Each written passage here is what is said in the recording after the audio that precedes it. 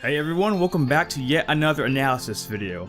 This time, Nintendo recently revealed their Nintendo Switch commercial ad for the Super Bowl, with of course showing the most anticipated game on the Switch, The Legend of Zelda: Breath of the Wild. Not a lot of new things are shown on this ad as it is very short, but let's analyze this trailer as there are a few interesting things that we can find. The ad starts off with a young man just waking up, turning on the Switch, and playing Breath of the Wild. But before that, if you take a closer look, you can see a horse lamp, probably referencing Epona, and two arrows on his nightstand. Take a look around his room, and you can see that it is filled with stuff that has triangles, most likely referencing the Triforce. There is a book on the nightstand, or if you flip the video upside down, the title of the book is the most iconic quote in the series. "It's dangerous to go alone," from the first Zelda game. The author of the book is Zelda, which of course references the name Zelda.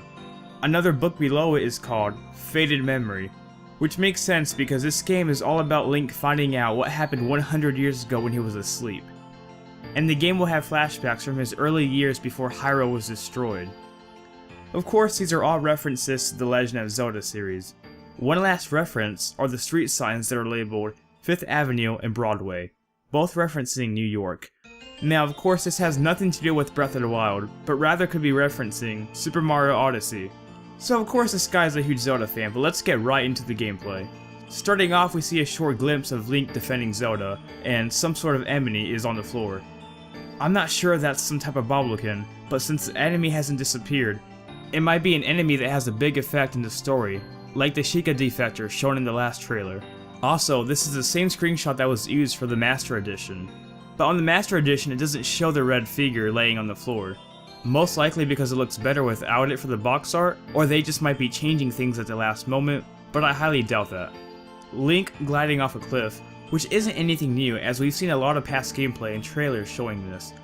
But of course they chose a beautiful time for Link to jump off since a lot of people will be seeing this trailer, and they really want to impress people with the gameplay and graphics that this game has. Link is seen here shield surfing and is fighting an enemy called Molduga, possibly a reference to Mulgera, as both look very similar and are in a sand setting. I did predict in the last trailer analysis that Mulgera, or a similar creature, would make an appearance and have a similar name. It's also very similar to the Link to the Past boss, Moldorm. Here we see a recurring enemy in the Zelda series that a lot of fans recognize, which is the Hinox. For those of you who don't know, Hinoxes are tall, muscular-like cyclops that have an affinity towards bombs, but are also weak from them. Hinoxes have made an appearance in most Downfall timeline games like Link to the Past and other games like Phantom Hourglass, but they look very similar to their Four Swords Adventure design, and Link to the Past. This could possibly hint a Skyward Sword sequel or somewhere within the Downfall timeline or maybe perhaps the Child timeline, but we probably shouldn't make those references based off one enemy. But if we take a look at the background in the gameplay, there seems to be, I believe, most likely Death Mountain. Also, I'm not too sure, but this area looks very similar to the ruins of Castletown, so that may be where this mini-boss battle takes place. Right here we can see Link jumping off a horse, facing against a guardian we've seen before. Link seems to be holding a total of 106 bomb arrows. That's not even max, so it would be very interesting to see the quantity limits of items in this game. It's hard to see how much damage the bomb arrows actually did since it cuts off, but the Guardian's health is 1,459, going down to 1,450 or something like that, and then even lower.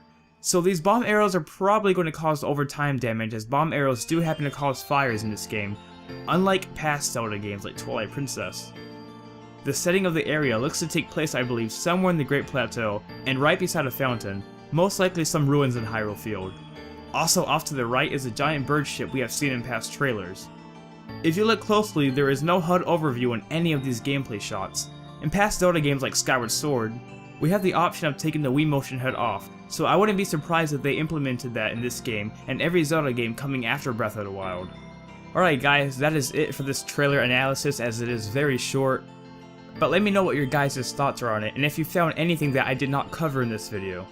Please subscribe and like the video for more analysis and Nintendo lore videos that I upload on this channel. With that said, only one more month till Breath of the Wild releases. And Zelda Conquer, signing out.